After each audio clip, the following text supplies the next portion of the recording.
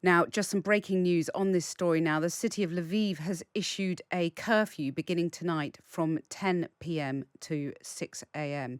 So it's a very fast moving story. There's developments all the time this afternoon, and we'll bring you all of those. Stay tuned to Times Radio now. Well, let's turn to Lord Kim Garroch, former UK ambassador to the US, national security advisor and permanent representative to the European Union, who's on the line now. Good afternoon, Lord Garroch. Hi, Cathy. I can hardly believe that I'm asking you this question and just recounting what's happened this afternoon. Russian troops in the northern districts of the capital, Kyiv, according to the Ukrainian government, armoured vehicles advancing, the government calling on citizens to make Molotov cocktails to defend the city, and thousands of machine guns given to volunteers. What do you make of what you've seen this afternoon? Cathy, you're right. It is extraordinary and unbelievable. But of course, there are a host of human stories tied up in this, so it's also a tragedy.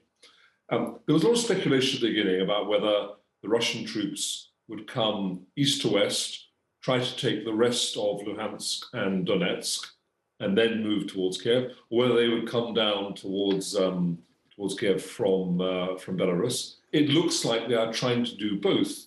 Makes me wonder if they're actually trying to cut the country in half. But if what the Defense Secretary said this morning about 450 Russian dead already is true, I don't know where the figures come from, but if that's the case, that's as many as the UK lost in Afghanistan in 20 years. That's a really substantial death toll for the first day of this. And it does make me wonder how about Putin's not someone who has to worry massively about public opinion, but if there are 450 body bags going back after day one, that's going to be difficult for him if that sort of thing continues. And you heard Catherine Philp there, no doubt, saying that actually she's done her reporting on the ground, and the Ukrainians are putting up a tougher fight than Putin expected. Is that how you see it? Yeah, it does feel like that. It does mean, I think there are some extraordinarily courageous reporters who are bringing us these eyewitness accounts, but no one can see the whole picture. So it's difficult to make an accurate judgment.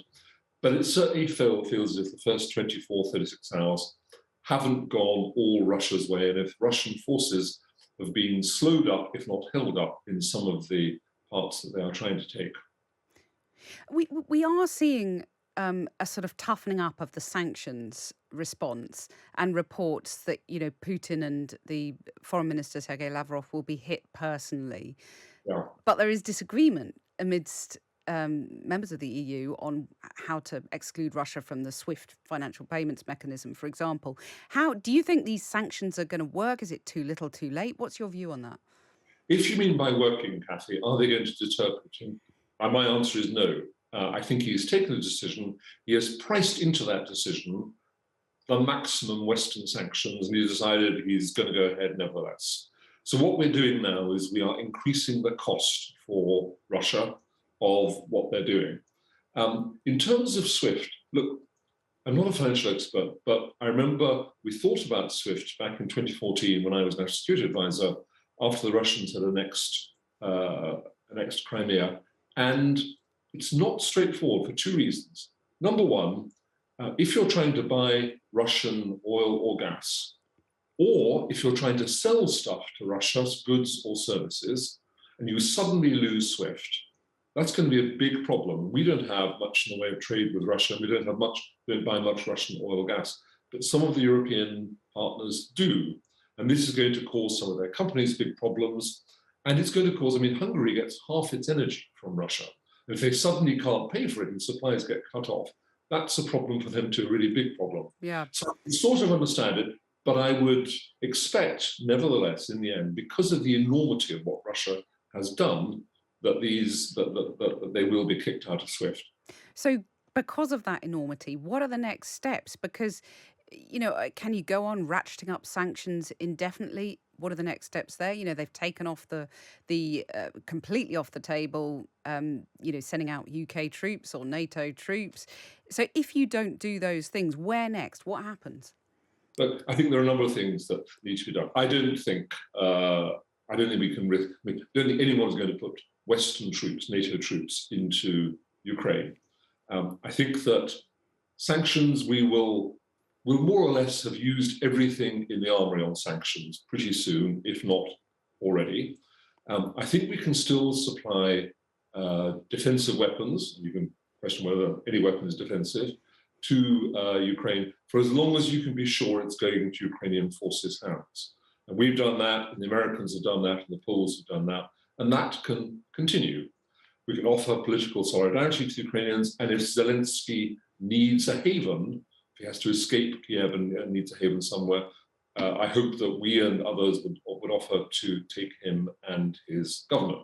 We need to look at the humanitarian crisis that is about to hit Poland, because, as you know, there are hundreds, if not thousands, of people flooding across that frontier. And ultimately, I think this could well turn into a kind of long-term insurgency with Russians maybe holding the major cities. We'll see how much of the west of Ukraine they want to take.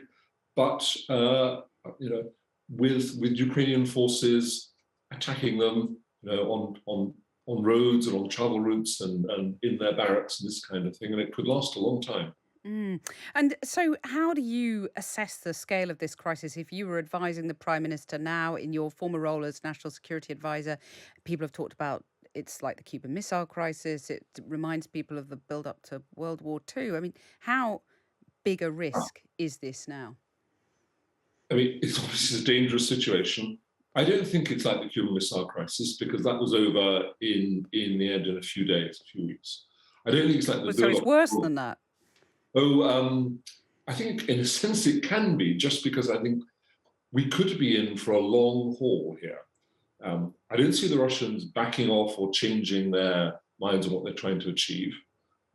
And so they're going to stay, having sucked up all the Western sanctions, they're not now going to appear to be failing, to be losing. So they're going to stick at what they intend to do, whatever Putin's ultimate objectives are here.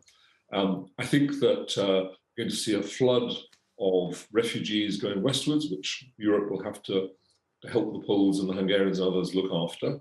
I think sanctions will stay in place, and I think relations with Russia are going to be in the deep freeze for a long time to come. Feels to me more like a new Cold War than the start of the Second World War. Well, you say Cold War. Is the risk of nuclear war now greater than at any point in our lifetimes? I don't think so. I don't think so. As long as Putin doesn't imagine, if he succeeds in taking Ukraine, that the next step is to go for the other NATO countries that border Russia, namely the Baltic states, Latvia, Lithuania, and Estonia. Provided he doesn't go there, because that's when Article 5, principle of mutual defence, attack on one, so attack on all, comes into play, then we never say never, but I don't think this is going to go nuclear. But it's very dangerous, and we are going to see scenes on the European mainland we've not seen for 80 years. Lord Darroch, thanks very much for joining us. And some breaking news on, I guess, the diplomatic front, really. There will be no Russian act in the Eurovision Song Contest. That has just been announced.